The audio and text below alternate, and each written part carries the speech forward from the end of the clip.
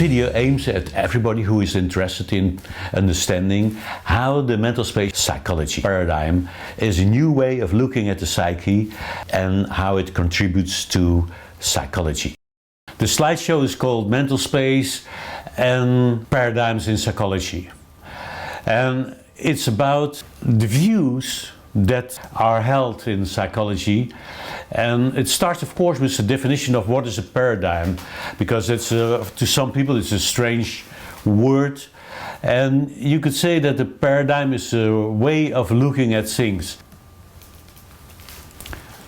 Often it's a bundle of ideas, concepts, theories that is believed in a certain field of science or a field of whatever technology maybe, and people working in that field often implicitly have learned to accept the premises of this paradigm, and so they're not so clearly trained in this is the paradigm, believe this. There's in fact no way of really discussing them, and you see that paradigm awareness comes often later in a person's career. So when you work within the paradigm for several years, you may get to the borders of the paradigm, and then you may see that these are the implicit, unconscious held assumptions in my field, and now I want to break out of it because there's something that I do or that I discover that doesn't fit in this paradigm anymore. And in this slideshow we make the distinction between metaphoric paradigms, so these are paradigms that are metaphors that people use for, in this case, often the psyche, and implicitly then also for the field of psychology. And then on the other hand there are research paradigms, and these are ways that research is done. And in this time, for instance, the most accepted paradigm and the most highly regarded paradigm is neuroscience, and especially the scanning of the brain.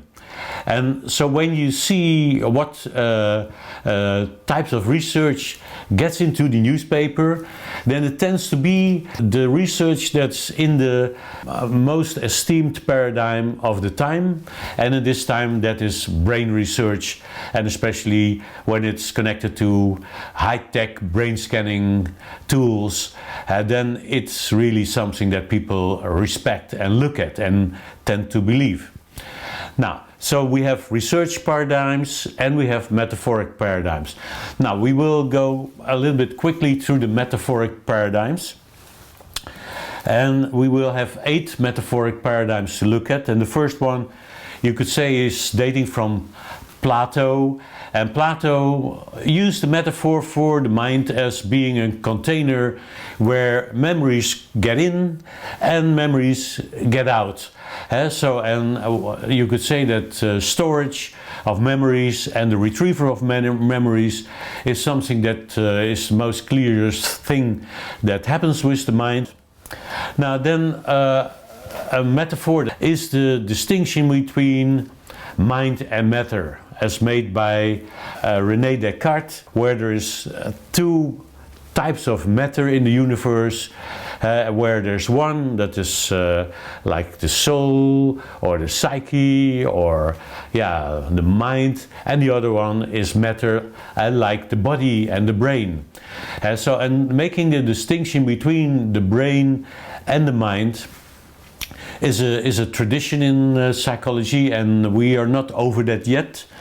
But most people that I know that takes that science serious know that we need to have an integration of mind and brain. So when we have this distinction of Descartes, when we go on making this distinction, when we cannot integrate the two in one paradigm, in one view, we will stay stuck, because we can do either working with the one or with the other. And everybody understands, we are always working with both of them, because when we make, you could say, a mental change, a change in the mind, it will affect the brain. And when the brain is affected in some way, it does something in a person's experience, so the mind is affected. So that's why many people want to get rid of this paradigm, but often they don't know how. They don't know the way out of that. Another paradigm that I liked a lot, and I think it has still an influence on psychology today, is the stream of consciousness as introduced by William James. And so he saw that the mind is always moving forward as a stream, and then there's an event, a moment of consciousness, of awareness happening, and then comes the next and the next and the next, and it never stops until death. And of course you can doubt that if you believe in life after death or consciousness after death. But the idea that this is a stream where we are having one point in the stream, and that's the moment of now, where we have a variety of experiences, visual, bodily, implicit, unconscious, awareness of sounds, etc. So we have beliefs, we have values that come up in a certain moment, and so this is very well fitting in this metaphor of the stream of consciousness. Then another paradigm that we probably cannot get rid of so soon is that of conscious and unconscious. And this started with the work of Frederick Myers in the 1800s. And Frederick Myers was also a friend of William James. They were in connection. And at the time that Myers was discovering unconscious processes, he called it the subliminal. And he was very much aware that the subliminal, the unconscious, was a very dominant feature. So that most things that happened in people were unconscious. And so Freud, of course, have said the same, but Myers was a little bit before that. Then one could say that metaphoric paradigms for the psyche have had all manners of shapes. So there were people that said, yeah, well, in psychoanalysis, they believe in fact in the hydrodynamical model, which in a way was the toilet, and that when the client was crying and came into an apprehension and went through strong emotions, the therapist was seeing that as the cure.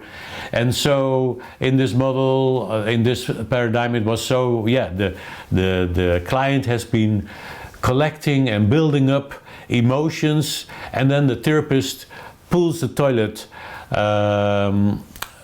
basin, and then the water streams, and then there is relief. Now, but also radios and telephones and movie theaters and steam engines all have been used as metaphoric paradigms. And still there's people who have, for instance, electric processes or batteries as their major metaphor. And from these technological metaphors come a certain way of going about psychology. So it is an undercurrent based on known technology, on which you could say the complex and mysterious entity, the mind, is understood. Now, one metaphoric paradigm that is have been very influential, you could say, is the electric switchboard. It's not always used that explicitly, but seeing the mind as something where connections play a role and where switches are put on or off underlies a lot of the understanding of the processes of classical conditioning and operant conditioning as introduced by Pavlov and by Skinner. And because of the clarity of the metaphor and the clarity of the processes that one could do with, especially with rats, but also with humans, where one could show, yeah, see, we made a new connection, so we connect a switch or several switches, and now the current is running through these switches, was so clear that it was very hard to get rid of that. And still, it's a dominant paradigm, a dominant metaphor in many areas of psychology. And I think as long as conditioning is seen as such a clear phenomenon, which it is, we will not easily get rid of the switchboard metaphor. And we also need to admit that it was very helpful to give some start to psychology where it became very concrete. So where we could really point out there's something happening and we can make it happen, and we can have a response that we have conditioned, and then we can see how it becomes extinguished when we don't reward it. And these things of course are the backbone of modern psychology still. Now, of course, most people now are familiar with computers, and that's why the computer metaphor for the mind became very popular. And in a way you could say that as long as people are working with computers, and I think this will not go away so easily, but at least at the moment when you say the mind is a kind of computer and it has storage and it has long-term memory, short-term memory, and there's a working memory where things are held and where you can operate on information. And so most people will say yes, yes, yes, logical. And so the understanding of that metaphor is very easy. And the understanding of this metaphor is also very much in harmony with the brain research that's done currently with brain scanning, because there's an idea of, yeah, we have a brain, an organ with all kind of sub-organs, where there's you could say modules in the mind that have specific functions, like in a computer. And by brain scanning, one tries to find out which modules are active under which circumstances, and when we give a certain task, where do we see something happening. Now, in between this development, there's another metaphor that came up, and I think this will be very important for mental space psychology. The field of spatial cognition, you could say that's a sort of parallel scientific development to the more clinical oriented mental space psychology. There the idea of the mind being an orientation tool, a navigation device, and also a parking aid, you could say, a parking device. So that has become something that is very understandable. Of course, most people have a navigator in their car, and some people do have also a park assist tool in their car. And you could say that there's a difference between the one and the other, that the navigation tool, the navigational device, helps you to orient in a wider frame of reference, so you can see well, the streets around you, but even the whole city, cities and countries, if you like. So you can zoom in and out with that. With the parking tool, you cannot do that much, because it's only looking at the immediate surroundings around your car, and it prevents you from bumping into other cars.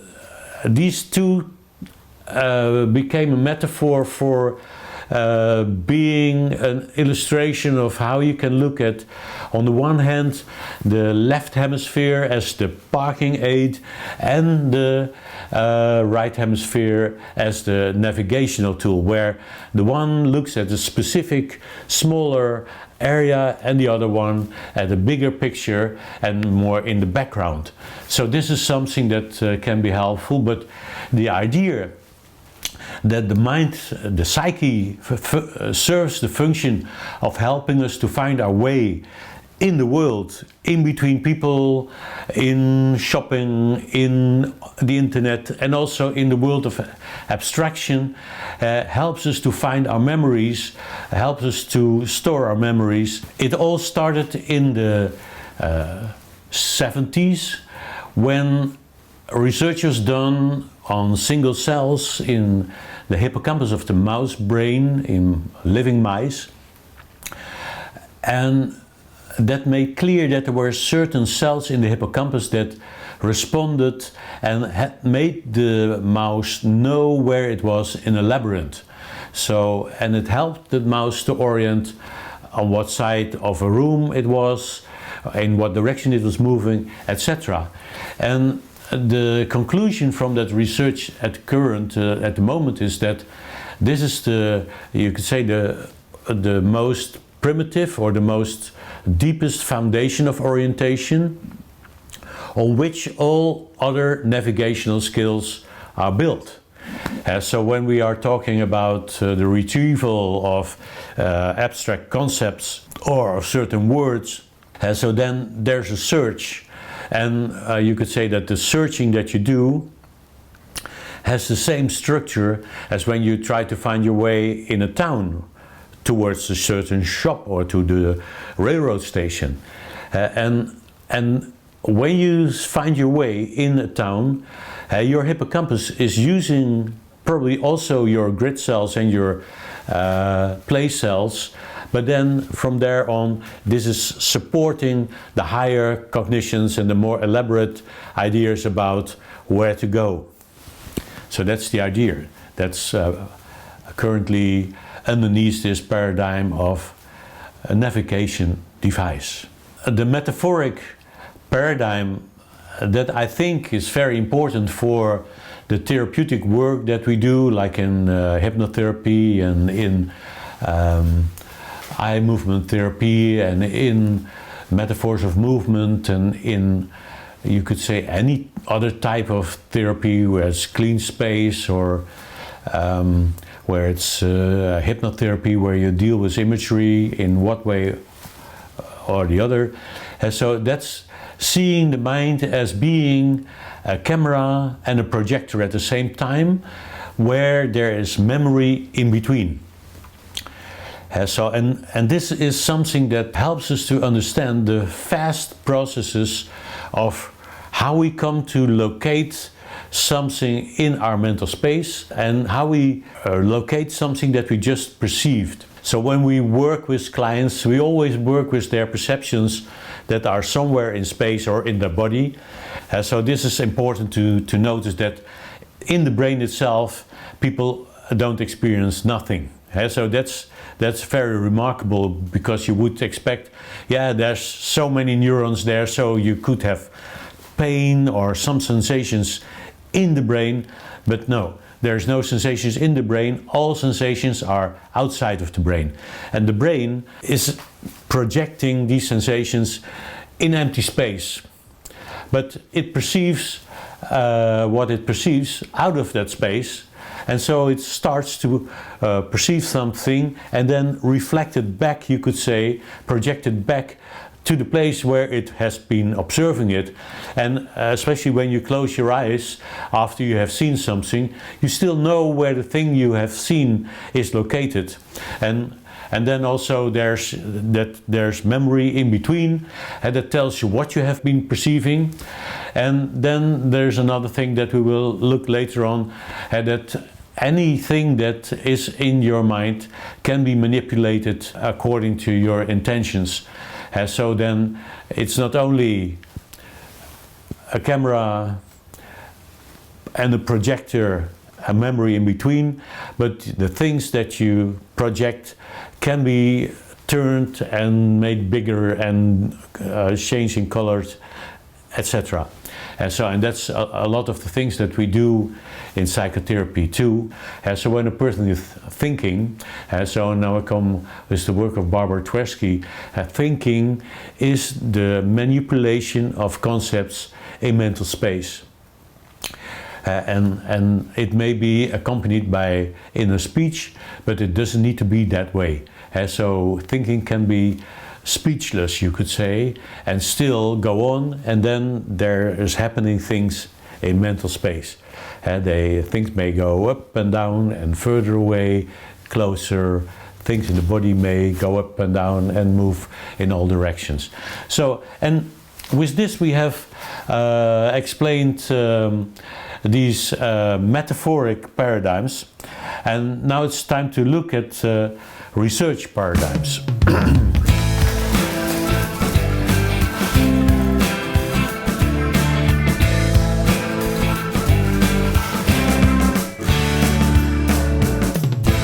Personally, I was confronted with that the research paradigm that I use for mental space psychology, where I ask the subject, where is something located in your mental space? And in this case it was that we did a project where we asked people, where's your loved one in your mind, located in your mental space? That was too strange for the journal Social Cognition. We just got the article back and they said, yes, we cannot do this, we cannot publish this because if you have scanned something or you did do something with priming or something, a paradigm, a research paradigm that was known by our audience, then we could have maybe considered it for peer review, but we don't do that because this is too strange. Now, when you work with clients in therapy, you know that you're doing things like that all the time, and so the research paradigm that is accepted is critical for how science can develop. The first paradigm is philosophical analysis. And we must assume that this is dating back maybe to the Stone Age or before, where people were sitting at the campfire and were discussing the mind. And you could imagine that the analysis of what do we have here? We have feeling, maybe we have a soul, we have considerations, we have this, and then first finding the concepts that would make up the whole picture of what the psyche is, and then trying to analyze what parts are the most important. Is this the conscious and the unconscious, the it or the ego, or is it the higher self, or is it maybe background knowledge or whatever. So that would be the main way of going about that.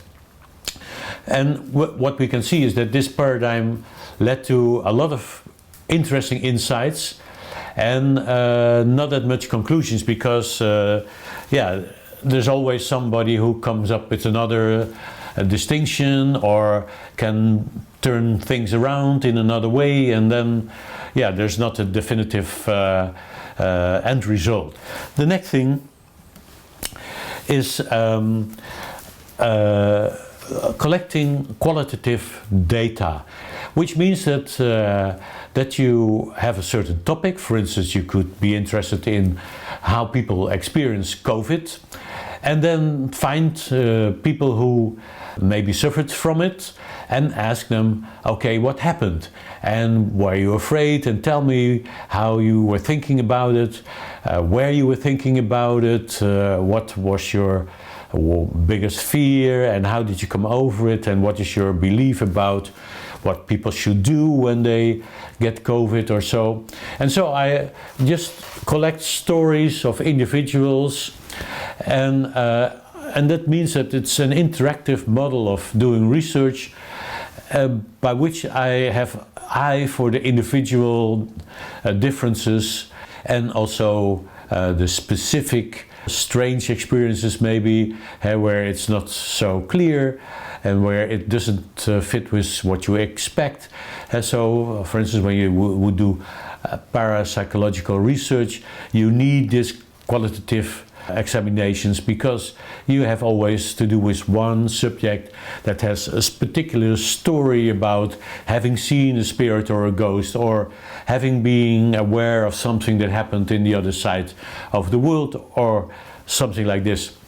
So there you need qualitative data gathering. It has its weak sides because it limits generalization. At times I had the idea that some psychologists were ashamed of having such a vague science, and when they were sitting in the bar with their colleagues that were mathematicians or that were physicists or chemists, and that they were afraid to tell something about what they were doing because it was so vague, and maybe they were laughed at, etc.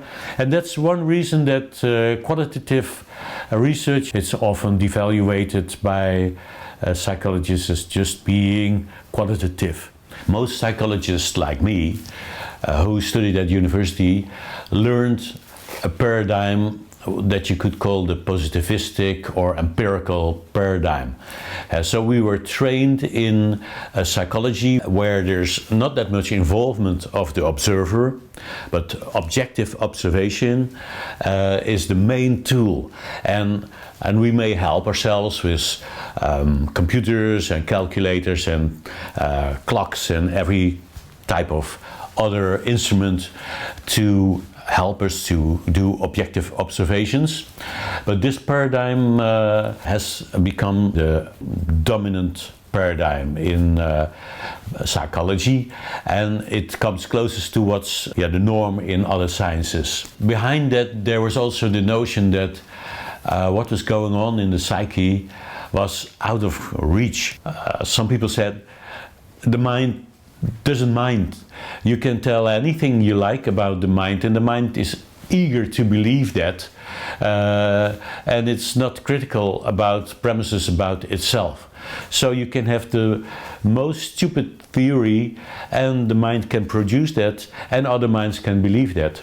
And that's why the striving for an objective science became very strong. How can we reduce it to the minimum so that what we find as facts are indeed real facts? And that helped us to behaviorism and other variations of that, where the observations were only directed at external observable facts, behaviors. When you have seen this data, you can count it and you can calculate and you can do statistics on it, which makes it look much more objective. But where the researcher has tools to observe behavior, maybe he has questionnaires or he has measurement tools, maybe he measures the time it takes over a computer, so maybe he does a review of people on the internet, and people on the internet, they respond to a certain experiment and they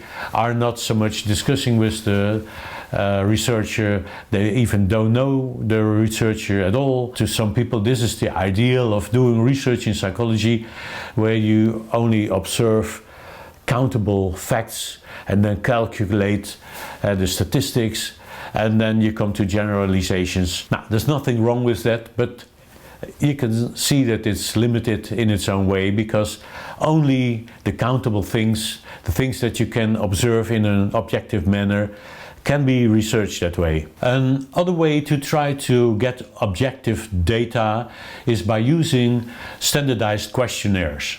For that you need to first find the questions and then construct the list of questions and then validate it, see whether it really measures what you want to measure. So it's not so easy, it's really something that takes a lot of skills from the psychologist. And then you can find a population and you have this type of questions that you have for a certain phenomenon or so, and you have people to fill out this questionnaire.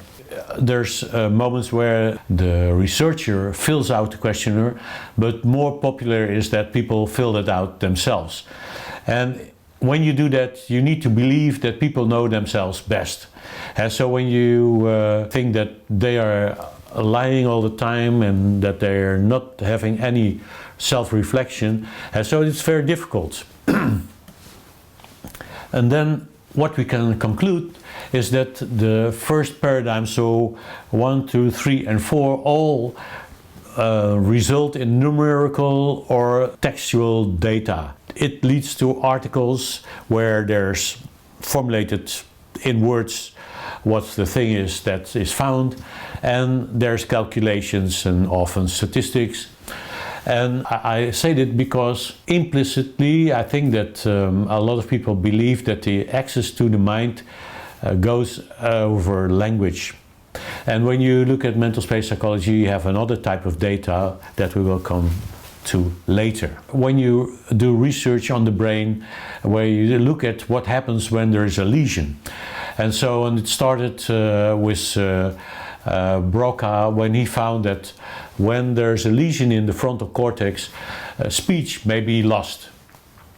And then Wernicke found out that when you have a lesion further back on the left side of your brain, the understanding of language may be lost. Now these examples were so clear that that led to the idea that for any function in the brain there's an area that's specialized in that, and we only need to try to find that over lesions. So when we find a person with a certain stroke somewhere, or when there was an injury in the brain somewhere, and we could look at what's left, what capabilities are left. And this is a very fascinating area. We can think of Oliver Sacks that was specialized in this area, and we learned a lot about what can happen when the brain is broken in a certain manner. The idea and that every function has its own area was a misleading idea, in my opinion. And also when you look at the therapeutic literature, you often see that implicitly people who have not much schooling in neurology tend to believe that certain brain parts are involved in therapeutic processes in a certain way, and that's why, well, maybe their therapy works very good because they make use of these areas. So maybe the amygdala is connected to emotional utterances or having emotions, and so my therapy, when I want to change an emotion, must aim at the amygdala. But then when it's about psychotherapy, you have no tools to directly affect the amygdala electronically or mechanically or chemically. So you are using words, and then it's very hard to prove that you access to the amygdala is more than other people's. And I believe that regarding at least the limbic system, there's no way that we can address the limbic system by speech that much, and especially also that I think in any type of therapy the limbic system is always involved, just like the thalamus is involved. And so the heart of the brain, the core of the brain, will be always involved in anything. Then another paradigm that is evoked potentials, or event-related potentials. That's when you use the EEG apparatus, so you have the electrodes on the brain, and then you present the person with a sort of stimulus. And then you look what happens in the EEG after giving the stimulus. Now often you need to do statistical work on the EEG, because the EEG may have so many waves that finding out the one wave that stems from seeing this particular stimulus is only visible when you do it maybe 30 times over. And so the timing, for instance, that we have an idea that after 300 milliseconds something can become aware, and that emotions may start after 1 second when there's a painful stimulus, or you could say a traumatic stimulus. Therapists may know that it takes some time when you say a certain word to the client that hits a trauma, and then it takes some time, and then maybe the underlip starts to involuntary move, and you know, okay, now the emotion will start. What we also can do is look at the brain cells as such, which is of course difficult because there are many and they are very tiny. So it happens on a micro level, so it's microscopic cells that need to be isolated, or you could maybe look at them in a living animal, so that you are able to look at them when the animal is doing some kind of task. This is research that has resulted in several ideas about what types of cells are active in the brain, and for instance the mirror neurons is one of them, but also the place cells that I already mentioned is one of them, and then peripersonal neurons is one of them. So that then the scientists that are exploring neurons in the brain come to categorize them on their function. Sometimes it's difficult because they are not so bound to certain sensory input, so some neurons, they respond to visual, auditory and kinesthetic at the same time. We learn a lot from that, and I think especially the even smaller parts, how the synapses develop under the influence of learning processes, how they grow and shrink, and what happens in the synaptic links.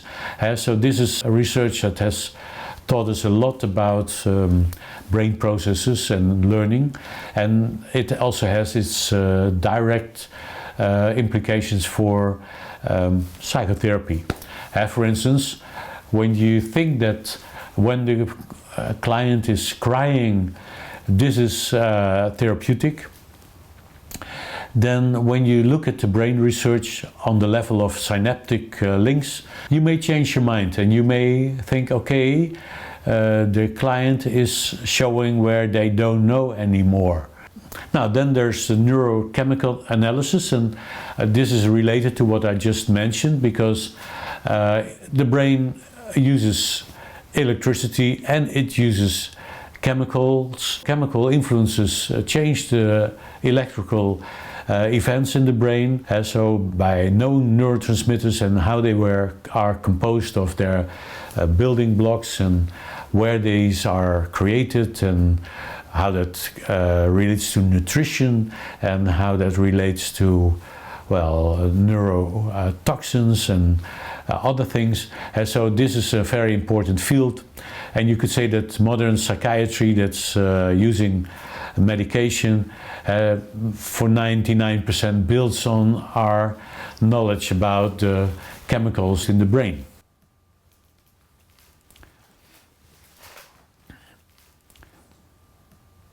I already mentioned the brain scanning paradigm, and this paradigm very much builds on the metaphor of the brain being a computer, where you are looking at where the modules are that are active during a certain task. And brain scanning is so important at the moment that there's a lot of money for that. So often other research paradigms are not so well provided with money as brain scanning. The laboratories are also impressive, and they deliver these most beautiful, colorful pictures of where something happens in the brain that impress research sponsors and the public. And people are easy to make believe that when you understand where something happens in the brain, that you know something that is helpful. So this is the implicit assumption. This also shows in articles in the conclusions. We found the connection with this part of the brain and this type of task or this type of cognitive activity, and this may help us to, and then often comes to cure schizophrenia or depression or autism.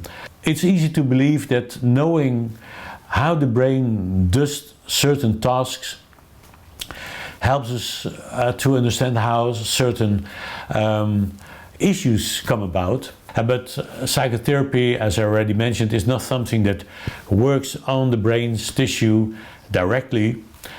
So even when we know what nucleus is involved in a certain problem, and then still we cannot take it out. We are not burning it out or putting electrodes in it to cook it out or so. And so this is not an accepted way of going about it. Although in the history of psychotherapy, or you could say in the history of psychiatry, bringing lesions into the frontal lobes of people who were depressed has been a regular practice for many years.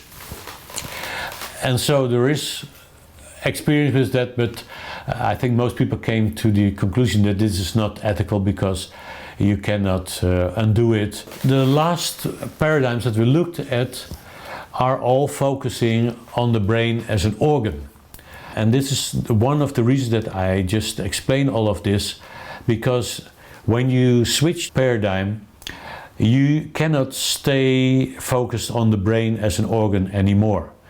You need to look at what's outside of the brain. And there are some research examples that did that. So the one that I already mentioned when it was about navigation, where it was about how the hippocampus is creates, you could say, spatial maps of the environment. So then you have a relation between, you could say, the space around the animal and areas in the brain. So there's a connection between brain and the space around it. Also, Milner and Goodale in 1991, they did something that was very interesting in regards of this. They tried to find, when there's something perceived out there, where is that represented in the brain? And it's a logical idea, especially when you think of the brain as a camera, that then when there's some image seen there, that it's projected somewhere in the brain's tissue. So you could say on the sensor of the camera. They came to the idea that there was two places that were involved. One telling where the thing was located in space, so what they call the where stream, and then there was an area that told you what it was that was perceived. Now, I don't know whether this will hold very long, but it was at least an influential approach where scientists started to look at this aspect of how things that were seen out there are related to what's happening inside here. When you look at the metaphoric paradigm of the camera, the projector and the memory, there's one research paradigm that really fits to that, and that's eye tracking. And when you do eye tracking, you have tool that makes it possible to follow how the eyes move and where the focus of the eyes moves over, for instance, an image. Now, this is used to find out, for instance, that even women look at males and go down and go up when they assess a male, but of course these things have a big use in advertisement, where you can think of where are people looking at when they enter a shop, what is the first thing that they see. But beside that, it's also a tool that you can use for the following type of experiment. And in that case, you use a computer screen and you show the subject several items.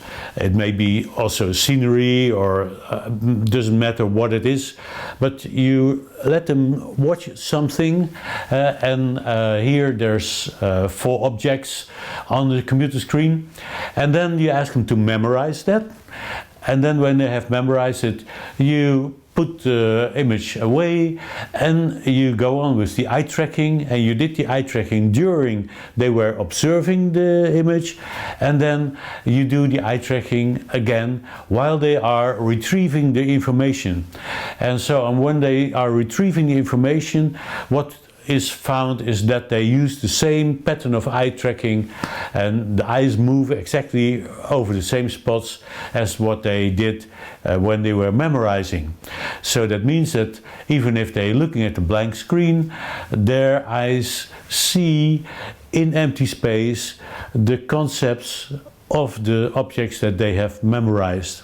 This can be connected to the example of a person who sees something in the tree, doesn't know what it is, but then this observation goes to their memory very fast, and the memory tells them, completes the image into a squirrel. And this shows the principle of memory, that you only need a part of a concept and then the memory completes that part to the whole.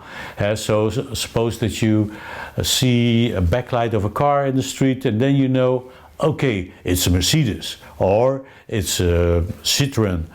So by just seeing a part, you know what the whole is, and in your mind you see the whole. Now, in the case of this squirrel tail, you see, it's a squirrel, and then the next thing may happen also, that you are able to visualize, you could say to imagine what will happen to the squirrel. So you've only seen the tail, but you see a squirrel and you see it move, and you can imagine where it's moving towards to, and where you can maybe expect it to appear again, and so you can look over there and yes, the squirrel comes out of the bushes and you see it again.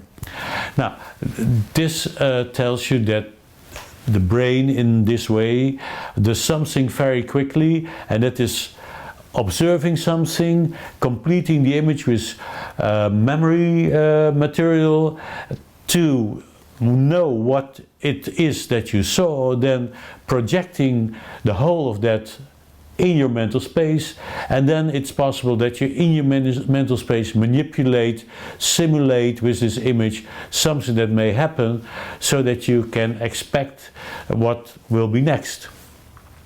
And when you look at this process, we come to the formulation that this is the unity of perception, memory, and imagination.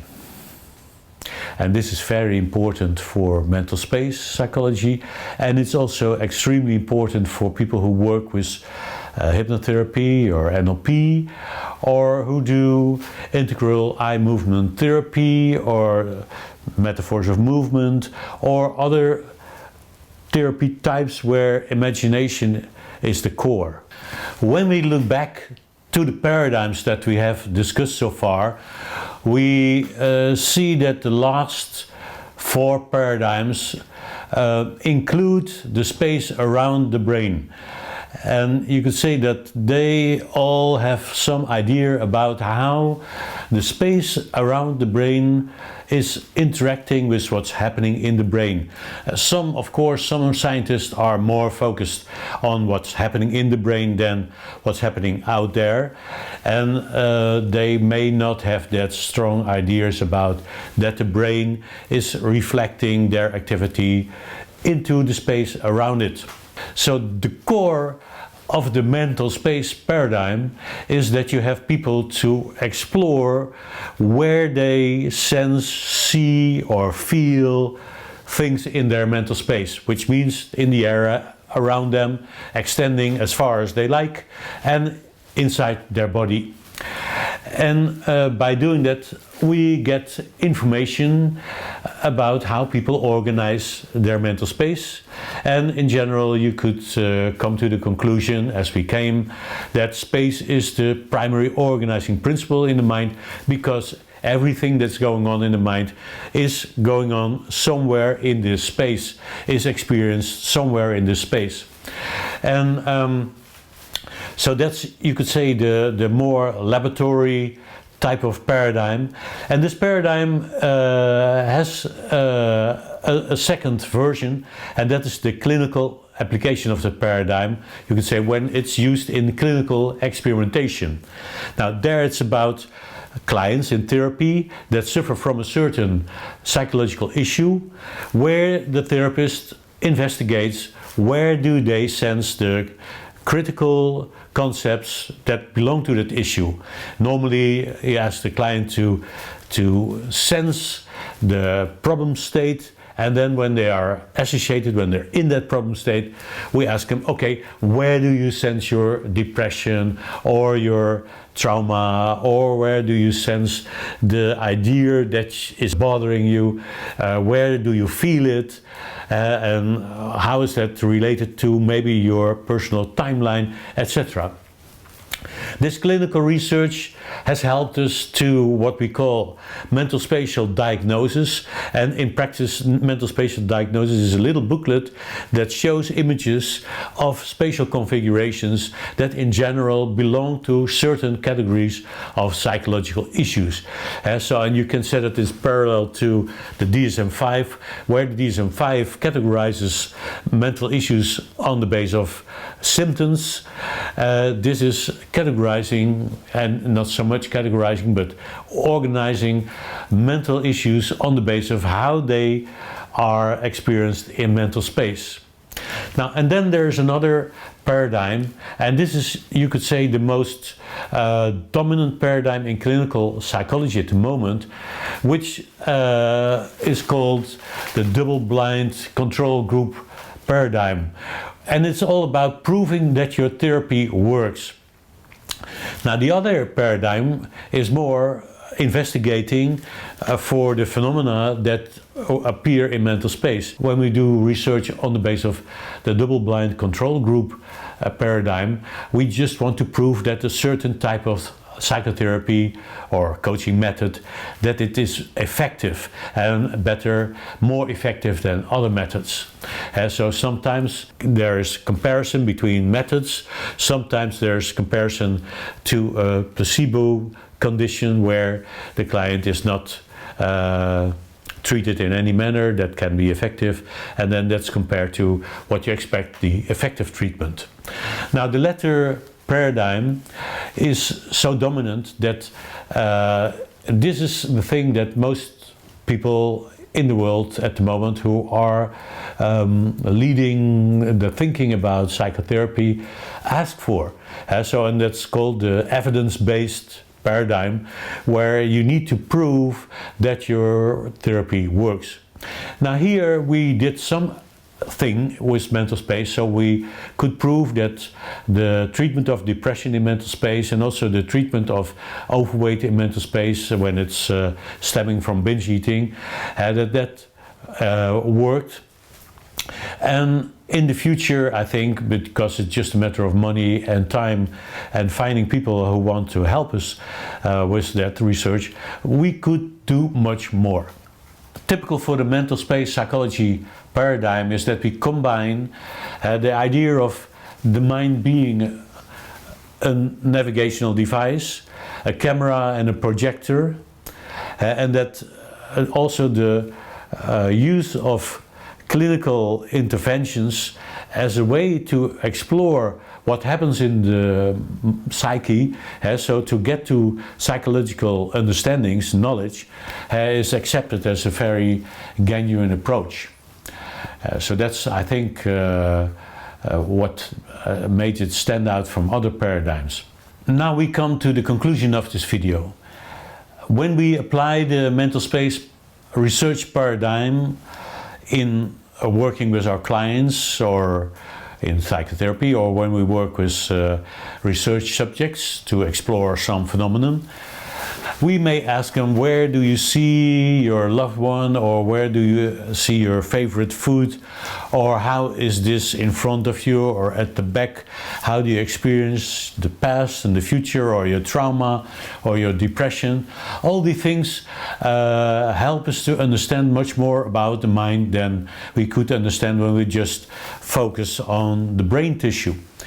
And try to have them do the same things, but then try to see by brain scanning where something, where some activity is going on.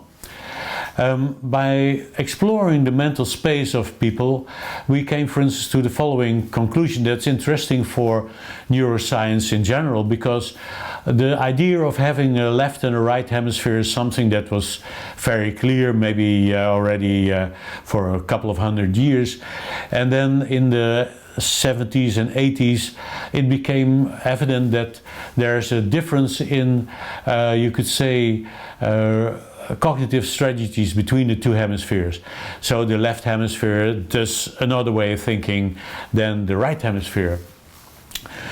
Now, there are many theories about that, and one theory is that it comes about during the development of a child because of one neurotransmitter being more prominent in the one side and another in the other side, and this helps create different types of cognitions, which makes the left hemisphere more detailed and more contrasty and having more to do with precise things like systems and calculations, and the right hemisphere more with spatial orientations, relationships and feelings, and having some notion of bigger things in the world. One thing that is a hypothesis that came from doing mental space psychology is that you could understand these from seeing that both hemispheres have their own projection fields in mental space, where the left hemisphere is projecting in front, straight in front of the person. You could say from, well, starting at their larynx somewhere, so, and part of the head, and then in front of them, not so far away, so where we have, you could say, our center of attention, where we can pay attention to what our hands are doing, where we can look in detail at what our hands are doing, where we have our computer screens and where we have our tools, and where we manipulate objects, and where we can write and do other things in detail. So that's the area where we have our, you could say, detailed and contrasty and precise awareness. And then around that is the area of the right hemisphere, and that's at our back and meters around us, and maybe infinite to all sides, so there's no limit to that, where we can locate things with in our right hemisphere. And maybe we need to also believe that the areas of the left and right hemisphere are not so confined, so they may share the space with each other, which doesn't make it easier to theorize or to explore, but at least it makes us to understand the difference between the left and the right hemispheric type of thinking much more, because it predicts that because of this area, so we have a limited space where we can do these detailed calculations, and we have a great space where we can do the more general thought. Now, this is something. Now, from the mental spatial paradigm came also the social panorama, so where we believe that people walk around, and it's not only a belief, because in clinical work it proves itself time and again, that we walk around with the images of people that are important for us around us, that we have put on steady locations, so that we know our relationship to this person out of the fact that we have this situation where we are here and they are there. And even when we are on the other side of the world and we are phoning to a person we know well, this image on that location wakes up, as it were, and then we experience a relationship, and we can deal with them in the way that fits to how we used to go together. Now, also there's the self in the social panorama, and the self is spatially constructed from a feeling which is connected to an image. And so the feeling of self and the self-image mostly in front of the person. And we found out that how the self-image is located there, how big it is, how light or how dark, and whether it's a single image or whether it's a split up image, and it all contributes to the experience of self and self-confidence and self-worth. And so this is something that came out of working with the mental space research paradigm. To conclude this video, I would say it's important to see that the paradigms that are used in psychology have their strengths and the limitations, and for psychology as a whole it's clear that, and not only for psychology, for any science as a whole, it's important to know that the paradigms that are used may be limits to the development. And scientists tend to be, in a way, conservative. They love their own paradigm. Often they grow up with a certain paradigm, and they are not so open for weird new paradigms like for some mental space psychology is.